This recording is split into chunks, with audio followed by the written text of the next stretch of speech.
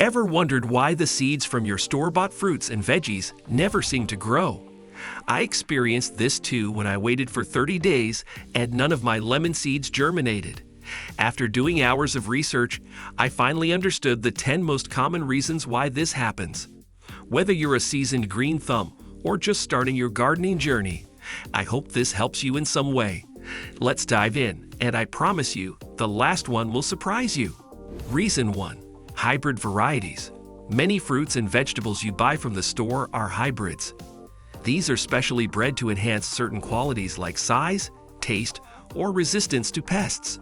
However, the seeds from these hybrids often don't produce plants that are true to the parent plant. In fact, they might not germinate at all. Reason 2. Sterile seeds. Some commercial produce is grown from seeds that are intentionally made sterile. This means they can't germinate and produce new plants.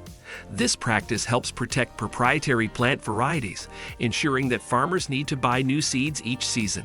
Reason 3. Seed immaturity. The seeds in store-bought produce might not be fully mature. Immature seeds often lack the necessary nutrients and development to successfully germinate and grow into healthy plants. Reason 4. Chemical treatments. Chemical treatments are also a big factor. Produce is often treated with chemicals to extend shelf life and prevent sprouting. Unfortunately, these chemicals can also inhibit seed germination, making it nearly impossible for the seeds to grow. Reason 5. GMO varieties. Some of the produce you buy might come from genetically modified organisms, GMOs. These GMOs can be designed to produce sterile seeds or seeds that don't germinate easily. This is another reason why your seeds might not be sprouting. We've made it halfway. If you're getting value out of this video, please do consider hitting that like button. It helps the channel a lot. Reason 6. Storage conditions. Storage conditions play a role too. The way produce is stored, like in refrigeration, can affect the viability of the seeds. Cold storage can damage seeds and reduce their ability to germinate. Reason 7. Pesticide residue. Pesticide residue on store-bought produce can also negatively impact seed germination. These residues can damage the seeds or prevent them from developing properly, leading to poor germination rates. Reason 8. Cross-pollination. Cross-pollination is another culprit.